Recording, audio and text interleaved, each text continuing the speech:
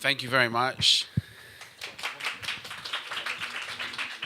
It's wonderful to be here in Warsaw, and thank you to Veronica for translating, because my Polish is very bad, and I'll try not to speak too quickly, which I always do. I was listening into some of the things, and I think that you've already come some distance, although I know that there perhaps is some concern that it may not go too far at the moment. But some of the things I'm going to talk about is the experience that we've had in London and some other cities in Britain and around the world in actually doing this, bringing together stakeholders, the music industry, policy, council leaders, and different people, the police, housing and transport, because really nightlife and music venues go to the heart of how we want our cities to be. Now I've got a picture of Michelangelo's David there with he's got his eyes on Rome, the Republic of Rome, when the Florentines were there under the Medicis. And this really symbolizes something, which is that music and culture and cities and commerce, it really is always the place where interesting, exciting things happen. And that in a way we need to sort of demand a new renaissance of thinking about how our cities can be. And that renaissance is about both music and business.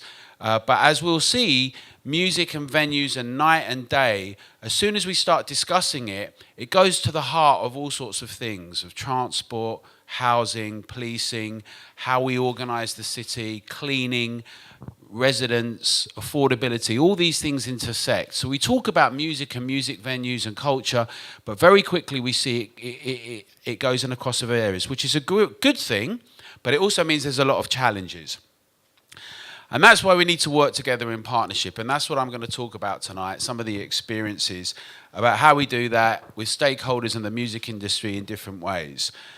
So how do you start? Well, you guys have already started. I wasn't exactly sure where you're at. But one of the key things is that you need to give people reasons to do something.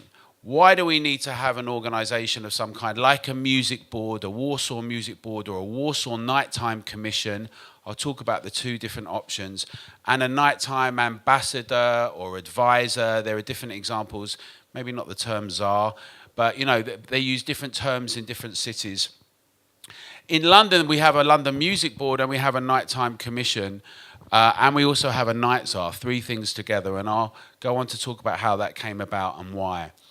But the first thing we need to do is to give people arguments and reasons about something. And, you know, the previous speaker was talking about getting the language understood, the narrative. And people in councils and in governments and politicians and councillors and different people who are in authority, they like to hear things in a certain way. They like to hear in Britain that the nighttime economy creates 70 billion UK pounds per annum. It has 300 million visits after 8 p.m. It has 8% of the GDP and 6% of employment. And in London, where 1 in 4 young people are unemployed, many work in music, in bars and venues and festivals. And the nighttime economy, which isn't just music venues and bars and clubs, of course, it's all the other things that happen, theatres and other activity that happens with taxi cabs, but also all the other activity that goes around it. Why new businesses come to an area? What does regeneration mean? Why, for instance, in some parts of London that were very run down, in Hackney, do we have big international advertising agencies coming there now? Well, they come because they like the music, they like the culture, they like events, it's exciting. They bring employment. New residents come and they bring more money to the area, new employment. All politicians like to talk about jobs, and they like to talk about money coming in, and they like to talk about development. So we need to explain to them the tourism value. When I said I'm coming to Warsaw, a lot of people I know internationally are like, I love Warsaw. There's so much going on there. There's great food, interesting stuff. What a great city, the history. And you need more of that. You know, the people in power need to know, how do we become a bit like Nashville or Austin or Buenos Aires or New York? Or how do we have Warsaw's version of that? Well, these things are very good ways of explaining the brand value. What does it mean when people talk about Warsaw in Rio de Janeiro, or if they're in Shanghai and they're thinking about, do I go to Paris Or do I go, no, I want to go to Warsaw. Why is that? How do you get tourism and how do you get the brand value for the city? These things are really important when we talk to politicians and people in authority about how you can package the identity of the city. All those photos before of music and artists touches the heart of many people. Doesn't matter your political views or anything like that. Music, fun, enjoyment, uplifting, it inspires us. And it's a way to connect with people around the world, musical artists and a cultural heritage. So you combine the statistics and the evidence and the research with some of the inspiring, uplifting elements. And that makes a very compelling argument as to why people should want to work with the industry, with different people in the public, and promote festivals and events, and Warsaw as a destination for people to come throughout the year. We ask ourselves what make a great city, because the people who run cities, who are in planning and housing and the environment and the economy, they're often thinking in their own tunnel. They think, well, I've got to take care of this area just on safety, or I have to take care of this transport. But we have an opportunity to bring everyone together with a big plan, with the idea of the cultural renaissance, a big plan. What makes a great city? Well, a great city, firstly, needs to have a master plan, needs to have everyone working together. Can't have some people doing this thing there and then people over there. And that's what's happening more and more, we find, in cities around the world, that each department, people are very separate, they don't work together. And then on top of that, they don't work with the music industry, with the cultural sector, with artists and others. So we talk about planning and partnership, making sure that we demonstrate examples of artists. If we think about great cities, it could be Bilbao. If you think about the Guggenheim, if you think about things that in people's minds, why they want to go and visit a place, a lot of the time they're great architectural buildings, great events, really great music concerts and festivals, but also the whole infrastructure, how it all works, great libraries, beautiful town squares and parks, how all of that's brought together with one big plan. And that's very important. How do you license events to go late and all night? Perhaps you can have the museums and galleries open for 24 hours, and you use that as a way to showcase the classics, but also contemporary and modern art. One of the things we have in London now is what happened in Paris, is we have art night. And we have different 30 or so venues where throughout the day and night you can go and visit all these different amazing art events. The first year we had that, they couldn't get venues to go beyond 2 a.m. So it was a big crisis, but we got over that problem. So what makes a great city? Another way of explaining to the people in power why we should have some kind of organization and working together, speaking the language they understand.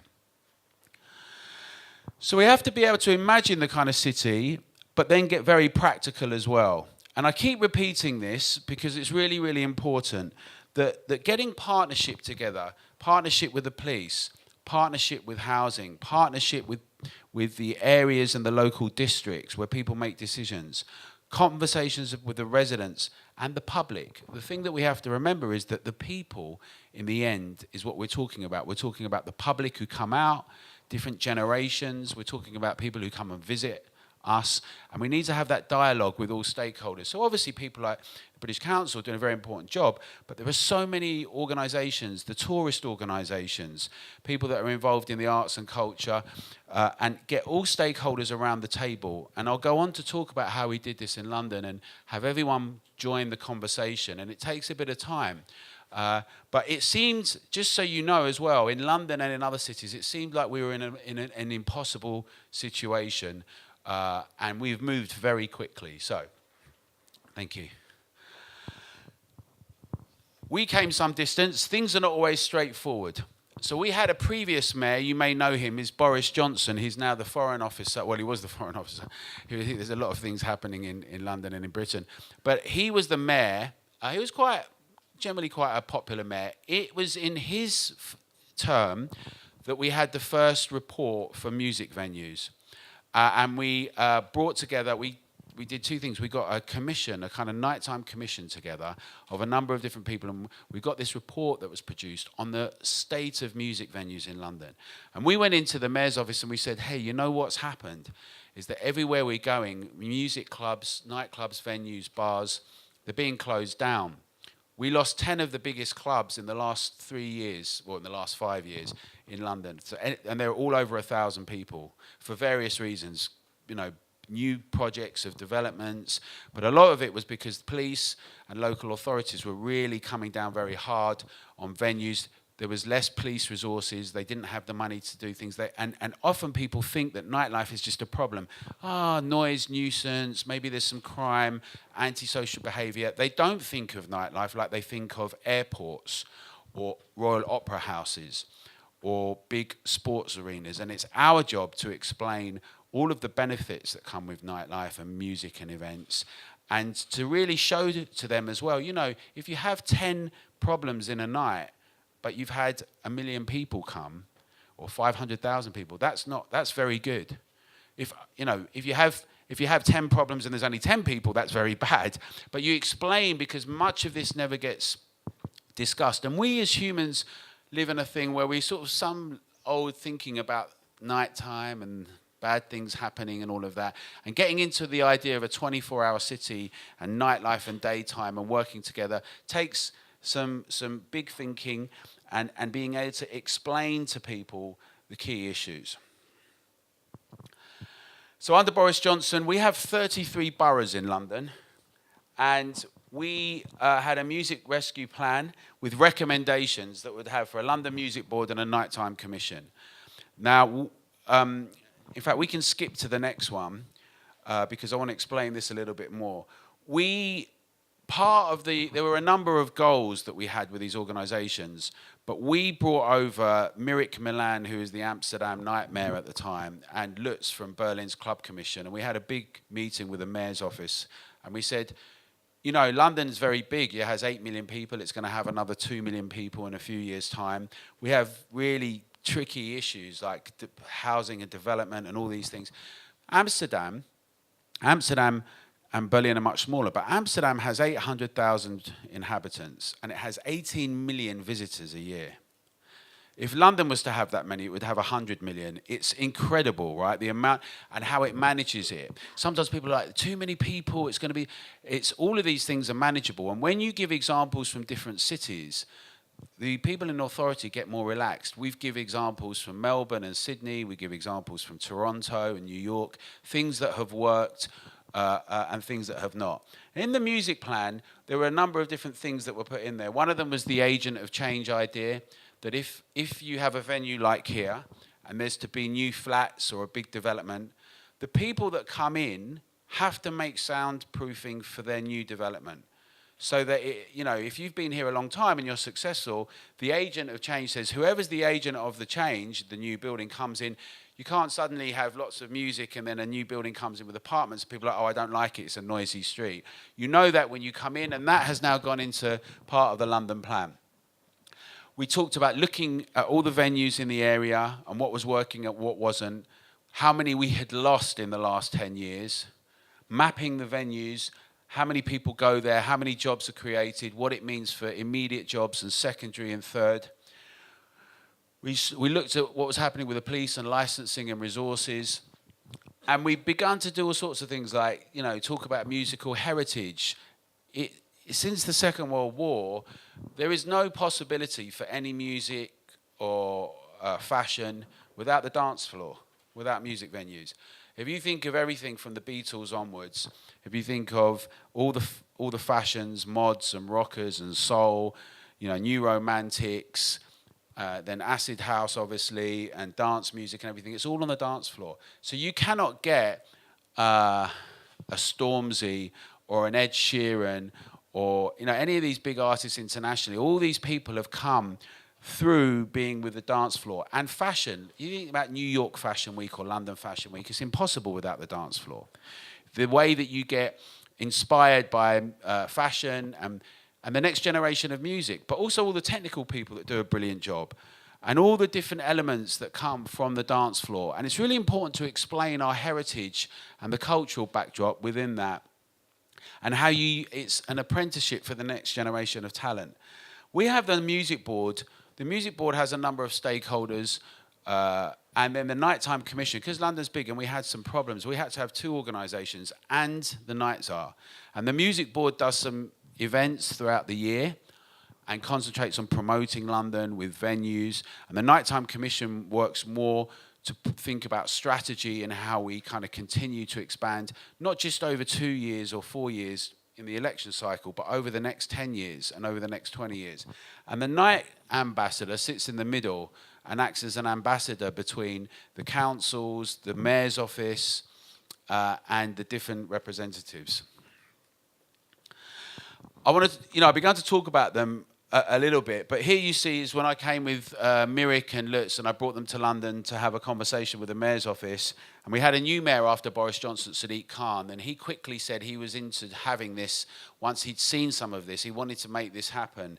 And then we had Amy Lame, who was appointed as the London's Night Czar, and she's been there for about just a year and a half. And it's there's a lot of challenges that are going on, and it doesn't happen overnight. And Philip Colvin, who is a barrister, he was the chair of the Nighttime Commission. He resigned because he was frustrated after a year. And so you have problems and setbacks. Now I have the organisation called the Nighttime Industry Association. We spent a long time behind the scenes trying to make this all work. And it's very frustrating when things go wrong or you have to go back and you have to keep communicating. It takes time, commitment. But actually in the last 4 years ago, everything was just being closed down. And now we have a whole range of things that not only in London, but people in Britain and across the world are looking at. And some of them aren't working as well as they could, but others are working really well. And so it takes time, it's not overnight, and sometimes you move forward and then you move back a bit and you have to move forward. But, this is really to say that as you begin to put these things together, you have to still work in partnership. Now, I sit on the panel with the Nighttime Commission. I used to sit next to the head of the police, and we became quite friendly and we did a lot of work together. And then we had this big crisis because one of our big nightclubs got closed down called Fabric. Some of you may have heard the story and you know about it, you might have been involved in the campaign. We did a big international campaign and a national campaign. We brought the barrister in, we did a fundraiser, and he was the person who wanted to close it down. So he was fighting to close it down, and we were fighting. But we sat together, and we went to court, and we opposed each other. And at the end of the first one, when they won, we came out, and I was like, oh. And I saw him, and we looked at each other. And he said, well, we haven't got a problem, have we? I said, no, we've got to work together. We've got all these different things to do. We don't agree on this issue, but we have to work together in partnership. This is what we've got to do. Actually, we managed to get Fabric open again. It's open again now, as you know. There are issues around it. But that's the spirit that I think we have to have, where we have to work in partnership, but we also can criticise one another. And sometimes, and I think this is really important for Warsaw, that you organise independently. You have some kind of organisation, as well as coming together with councillors and police that represents you. You need to have some independence and a voice. So whoever is appointed, because one of the things is if someone's appointed and not voted in, but if someone's appointed, they end up working for them. And they may not always be able to say everything independently, whereas if we're an independent organisation, we can talk about drugs, we can talk about violence, and we tend to have a reputation for being very honest. And I think that that's respected when you get together, putting a board and others, that you can have an element of that. Thank you. We put a vision together, which is a 24-hour city. Now, in Britain, we already had licensing for 24 hours, but absolutely almost nobody was getting granted 24-hour licenses. And in London, most people were getting 1 or 2 a.m. And people were joking. They would say, come from LA, or they come, and they're like, there's nowhere to go.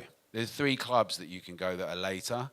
And you're like, how can this be possible? In Barcelona or other cities, you go out, maybe you go out 11 p.m. and you have some food, some tapas, and then, if you go to Lisbon, if you go to Berlin, everyone knows Berghain or other, if you go to Amsterdam, 24 hour. So we put together a plan to have a 24-hour vision for the city. Now, the mayor is not in charge of the boroughs. I showed you, I know I'm speaking very fast, I'm sorry, but I showed you the boroughs at the start. The mayor is in charge of planning and the police and a few other things, but he's not in charge of licensing. So these are recommendations, but we put a vision out, 24 hours, and all the reasons we think that a 24-hour city is important. People don't go to work so much in the same way from 9 till 5. You do new media, people are working with people in Beijing or Sao Paulo and New York and Warsaw. You know, the tech industry is huge here in Warsaw. I know many friends that were in London that have come back. They've set up their own companies. They manage things here and in other parts of Eastern Europe, and they send them back to England or to the US. People are just not working like they used to. They want flexibility. They want different ways of doing things. And big companies want to be in cities where it's exciting and interesting and innovating. The best and the brightest want to come. I'll tell you one of the terrible things when I was just speaking in Sydney, a woman who ran a really good tech company, she said, our big problem in Australia and in Sydney is keeping the best talent and attracting people to come here. And they have something, and I'll talk about it a bit more, but called the lockout laws in Sydney, which was a real problem because a lot of people now think Sydney's not a good place to go because the nightlife's not very good. So a lot of people go to Melbourne or they just skip it out. She was complaining about how do you get the best, brightest minds if people don't want to come to a city culturally. That point needs to be made to policymakers. All these things are really strong arguments to get them to understand that it's not just people going out and dancing and drinking, because people like to say, oh, it's just people drinking, or, all right, yeah, a bit of music's fine. They try and trivialize the importance of it, of creating a branded city with hopefully 24-hour activity. We also have here, every city's different. You have different transport. I love your trams. I was a little stuck in traffic, so you have the problem of rush hour here as well. They're all problems we're all trying to work out. Mexico City, Mumbai and Beijing have a much bigger problem, but we have this problem, and we're always encouraging things like innovation. It took us 30 years to do something called Crossrail, but Elon Musk has argued for some very good innovations in tunnels, and people are talking more and more about flying drones and cars, AI, electrification on the roads. Those things are really important. We need to encourage a political conversation about innovation, dynamism, growth. This is where it all becomes about how you plan the whole city together and everyone has a stake. And people involved in music and nightlife and clubs are very creative and they're interested in these things, and we have to be able to inspire others around these ideas. So understanding, how that is promoted in Warsaw is really important. In Amsterdam, one of the things that they did is they got 10 24-hour licenses, but they put them at the edge of the city. 10 different spaces. They got a license to begin with, and they had people would cycle out or go there, and they were often where students were, so it wasn't a lot of residents, and they worked really well, and it was a test. So sometimes you can test things for a while together, and you can see how everyone's comfortable, and you can work out a strategy together sensibly. Thank you. Berlin is a really good example that in the last 18 years, now Berlin, like Warsaw and like other European cities, some European, has a very particular history, right? So there's a reason why so many artists were in Berlin in 1989 and went there in 1989, 1990. A lot of people that I worked with who were doing techno and dance events left Britain and went to Berlin. There were artists, cheap accommodation, a lot of things that were different to some other cities. Now, the Berlin Club Commission, in the last 18 years, in the last 7 years, has done amazing work. And it basically is independent, and it's done a lot of reports, and it explained terms like techno-tourism to the council. And it explained the value, how many millions and billions could be raised in the area, what tourism was doing. It's done a great job. That's why Berghain now is seen as a cultural institution and has better tax benefits and is treated differently with respect, a bit like they might treat the opera or any big cultural institution. Melbourne did a brilliant job. When I went to Sydney a long time ago, 25 years ago, it was an amazing place. Big parties, techno, gay, tourist, everything amazing, right? Two different incidents. Someone got punched 8 p.m. at night, fell back, banged their head, died. And it happened with two different incidents. It was at 8 p.m. one person decided what they're going to do is they're going to create a lockout law. You know that thing, something must be done. We must be seen to doing something. Now, a lockout law is crazy because it means that from 1 a.m., if you've left the venue, you cannot go back in there. In a small area, it's not the whole of Sydney, that law has resulted in Sydney losing 40% of its revenue in music, not just music, but across nightlife and tourism. If you're in Bali or different countries, people say, don't bother going to Sydney, it's rubbish. When I was in Sydney doing this presentation, because they're panicking now about this, everyone's going to Melbourne. The person from Time Out in Sydney said, you know, we're actually going to decamp and move and concentrate on Melbourne. And one of the big shopping centres are closed down in retail, and they're moving to Melbourne, and all the young people said, we want to move to Melbourne. And you have this whole kind of association of Melbourne has done a brilliant job at organising itself, in creating a board, in communicating to the stakeholders, and making sure that they're in dialogue. And even when it seems difficult, keep going back, put these suggestions together, come up with a plan, engage and entice. We can help you some more with this. This haven't finished now, this conversation, but these are the ways that we found to be effective, and always use examples from around the world that have been successful. I just think that, you know, one of the things is that communication is really important. You can come up with your own models. I was asked to talk about the music board, but actually there's all these things you can see are interrelated. There's a music board and there's a nighttime commission. And I think in Warsaw, you'd have to come up with your own solution and engage people that are involved in music and promotion, but also other cultural institutions. As I've said, people like the police and housing and other people who are ministers, and get them all around the table initially, and think about the kind of solution you want. If you want to have an ambassador that speaks to them, that's from the industry, if you want to vote for them and not have them appointed, because independence is important. You have to think about all these things. And they're things that you can come up with solutions with. The London Music Board now does a few things. One of it is called Sounds Like London. That involves things like Soho Music Month. These are obvious campaigns, right? How do you promote Warsaw? You know, think about restaurants, think about clubs and bars, think about all the different musical genres. There are great examples in Asia of Asian food markets, right? It's one of the examples we always use of 24-hour. All different generations, very little crime, great food, tourists love it. There are all sorts of different things that, you know, so we have a big street food phenomenon. So the London Music Board, Sounds Like London, we've done events with some of the big street food operators where we open up streets and we have it as a kind of a series of events and venues across London with different musical artists. And it's really important to get well-known music artists supporting your campaigns. Our campaign, Save Nightlife, we've had many people doing that at all the music festivals, on social media. And one of the things that music venues can do in particular, because they have lots of people, particularly young people who come, and they love music and the events and nightlife, is that they're very active on social media. And, you know, we've found that when politicians or councillors do not want to listen to us, some of those councillors have only been voted in by 800 people, 1,000 people. Well, we get 5,000, 10,000, 100,000, 500,000 people saying something, sending emails. All of a sudden, they're listening because they're thinking all these young people might vote and they may not vote for me. And so you can engage with the public as well, who love the cultural spaces, and you can make that part of the campaign. But campaigns and events are really important, and keep endorsing and reiterating things like tourism, jobs, but lighting up the cities. What it means to be a great city, the renaissance. So we keep using that language. People will want to talk about incidents, about thefts, about crime. They want to talk about noise. There are issues of noise. I've just been in a noisy street. You know, there are issues if you have a big event that some people may want to do some crime. But, you know, the majority of people are decent in society. And the role is then to highlight, to just concentrate on the problems and mitigate them, the cleaning.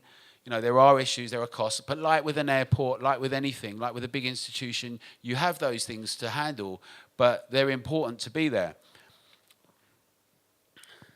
So this is an example of another city, Manchester, where we've had some great success. I want to use it because it's much smaller than London, and in some ways it could be similar to Warsaw.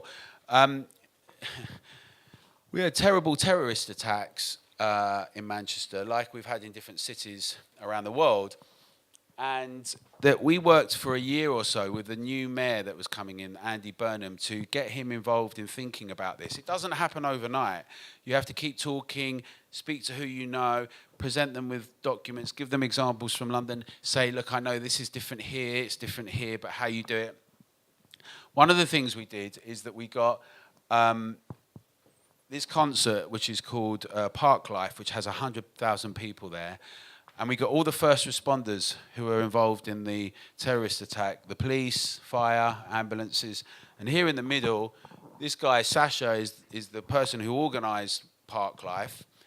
And we got the mayor to come out on stage with a big pop band, or a big rock band called the 1975s. You may have heard of them. The 1975s came out with Andy Burnham, 100,000 people, 1 minute, not silence for the families, 1 minute applause. And to commemorate both the families and the people, but also the people who did the work. It was one of the most incredible experiences I've had, and it really showed how we're all in it together. We're all in it together. We're not enemies. We're just like, we have the people who want to shut down culture, who want to attack nightlife, who want to destroy our way of life. Yeah, they're our enemies, but we all have a common goal together. We all, and everyone in councils and housing, everyone generally thinks, I want the city to be better. I want my country to be better. So that's the starting point. And then we have to, it's our job to keep reminding them why this is so important within that as a cultural and an economic and actually as a political strategy. That went really well. He loved it. And then what that then led on to, there's 10 boroughs in Manchester. It's a smaller situation. We kept talking to them about things we were doing in London, with the Music Board, Nighttime Commission, what we've been doing in New York and other cities. And that then led on to, with the next one, Sasha becoming the Nighttime Economy Advisor in Manchester with a Nighttime Commission Board. And this is a guy that since the days of the Hacienda has run big events in Manchester, is very well respected, and the mayor appointed him with a really good team, right, supporting it. Because there's no point just saying, oh, you're the person, or that's the board, and then ignoring it. That was the concern that was being discussed before. So you have to make sure that everyone's committed and you keep revising and working that together. And now we've got a situation where the mayor and some economic advisors and people in culture all work together, sit around the table.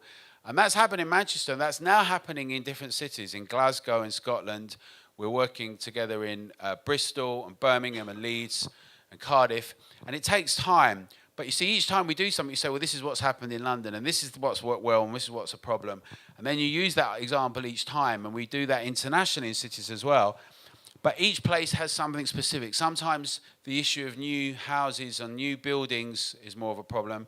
Sometimes the issue of a lot of people just don't want to have noise happening after a certain time. In Warsaw, you'll know much more your own issues, and you can do some more workshops, like you've got these responses from people about the real things that people think are problematic, and work on strategies about how everyone can work them together. We often find that, I know when I go to sleep, I don't want to have a big nightclub next to me banging out music, but you want to have a master plan for the whole area. Quiet areas, parks, reflection, but also busy, interesting, dynamic areas. And that's about how we all plan together. And that's a crucial role for both a music board and a nighttime commission. Everyone thinks New York is like such a 24-hour city, but at 4 a.m. everything stops. And they had these historic bans, actually, that were quite racist after, that were really to stop black people and white people dancing together, coming from Harlem, and they're called the cabaret licensing laws, which then were used by Mayor Giuliani to mean that you could only dance in a very small part of New York. And that meant that there was restricted licenses and activity, and Manhattan now has become devoid of many good nightclubs and bars to go to. So many people have gone out to Brooklyn and others, but it's a problem for the city. It's become so expensive, and also it's become so sanitized and so controlled that what used to be exciting about New York may be a little dangerous as well. When people in urban planning talk about the frisson of a city, the dynamic, the excitement, the innovation, the place that people inspires you, the Studio 54, how you get, all those brilliant fashion and music and designers and hoteliers now, some of the best Ian Schrager came from, Studio 54, going around the world making brilliant hotels. All of that no longer happens in Manhattan. There are some parts of Brooklyn and others, but, so we worked with a councillor, Raphael Espinal, to talk about some of these issues, and what was specific in New York was different to London and other cities. And here you see him with the mayor, and they signed in a nighttime office, and a nighttime officer, Ariel Palitz, is now the nighttime officer. She's been there 6 months. We've just had another event. And there's some big challenges in New York. Real estate's very expensive. People say, it's been like this for years. But now the cabaret licensing laws, they got rid of them. There's some more legislation that needs to change. But these are all very good steps, and working with local creative arts groups and community groups that do all kind of performance art, as well as big nightclubs and others. So there's a cross-section of different people, all at the table thinking about how do we work together for cheap real estate for new young artists, dancers involved in music. How do we make it an incentive for real estate to have bars and clubs and theatres and activity there, I'll show you an example in a minute, but 20 years of our life, we did a development in a place in London called Brick Lane, and it was very run down, and people said no one's going to ever come here. And we had a place called the Vibe Bar and the Old Truman Brewery, and we made it one of the most interesting, exciting places in London. And the World Bank used it as an example of urban regeneration. And now real estate developers recognise that if you put bars and clubs and theatres in a place, if you get good soundproofing, and if you work it out with the kind of people you're going for, you can create wonderful destination hubs. This is about planning together with councillors and real estate developers and the music community, and really thinking through how we want the city to be and look. So, working together, a language we can all understand and speak, very important. The previous speaker mentioned it. When we talk about the public, it's our public.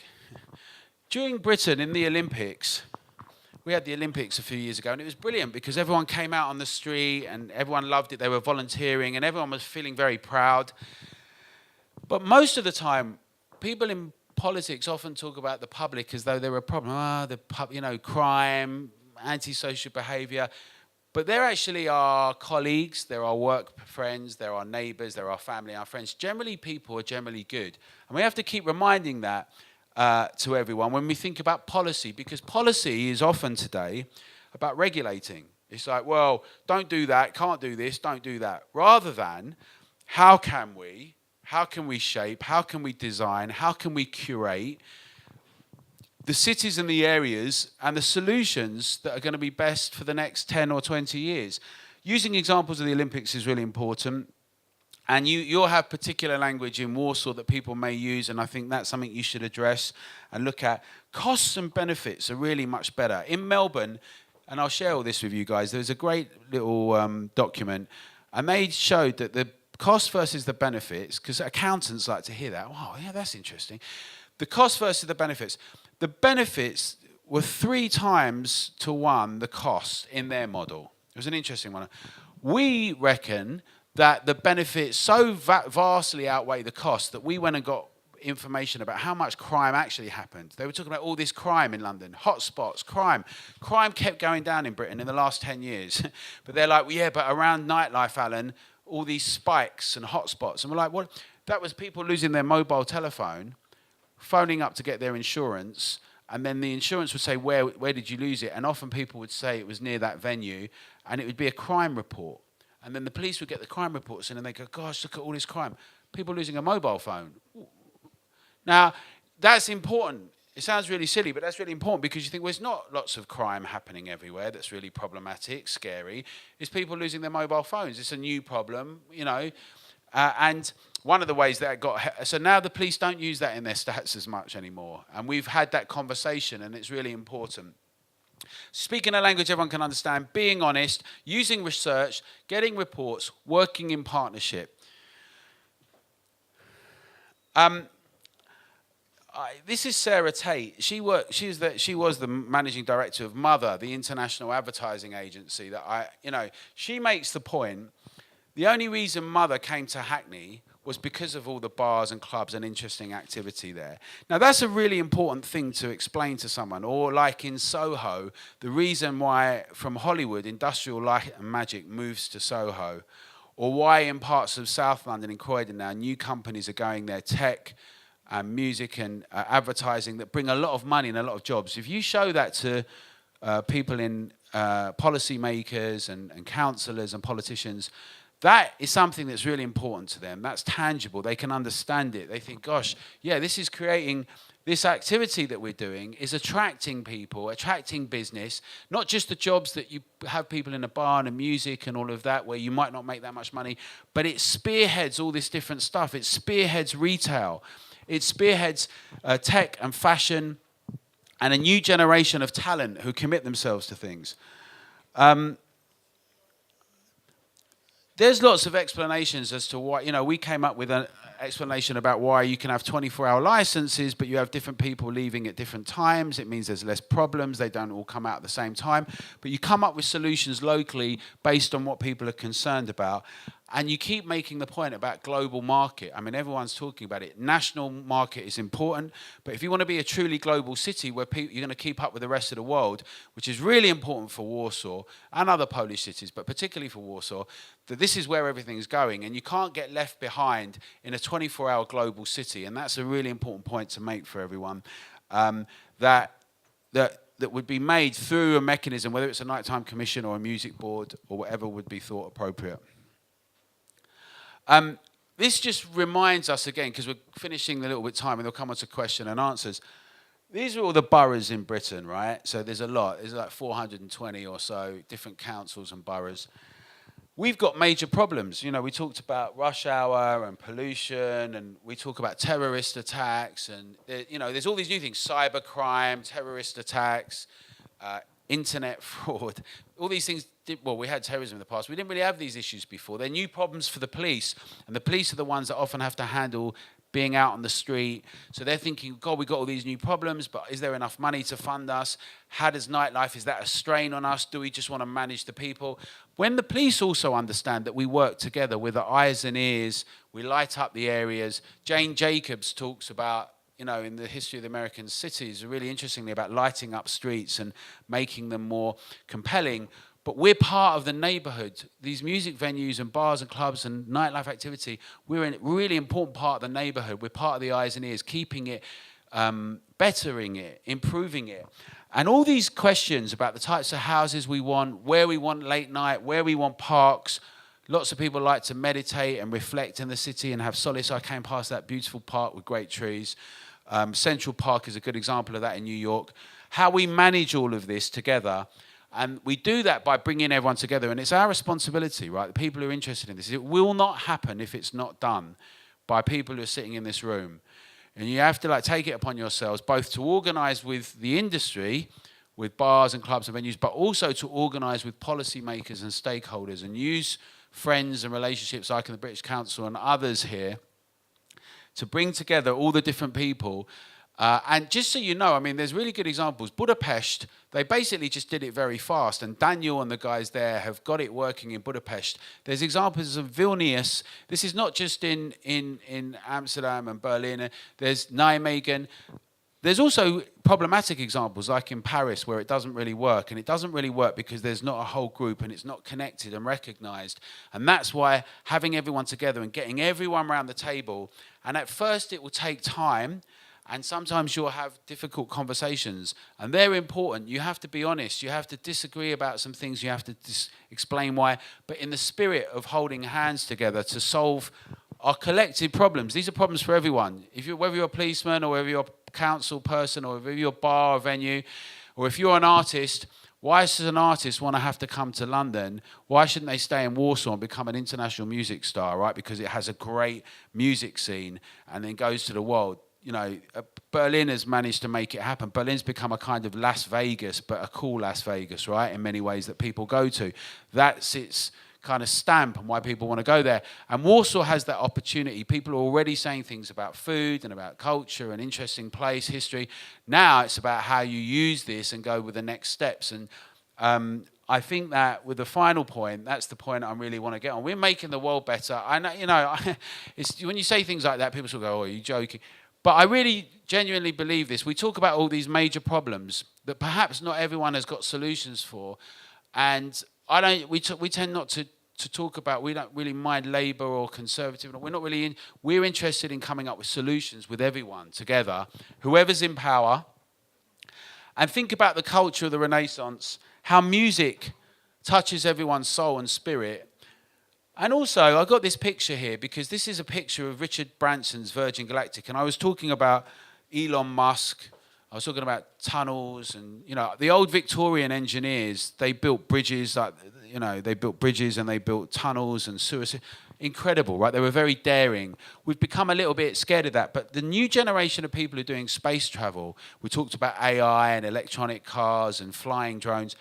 Those people who grew up listening to music, or Richard Branson ran a music label, right? Virgin Music, Sex Pistols and all of that.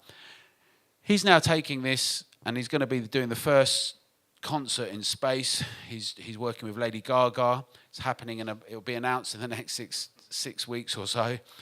And you think about NASA going to space, and you think about it in the Soviet Union, and you think about 30 years ago, and then you think about who's doing those sorts of things now, and music and culture and technology. That's the kind of spirit going forwards to the future, as well as being here, that I think we should remind ourselves, the old, the Renaissance, but a new Renaissance, a new transformation, music and culture, and making things better in the world together, all of us having a shared interest in that, going forward together into the night. That's the spirit I think we should approach it. And I'd love to hear what all of you have got to say. Thank you.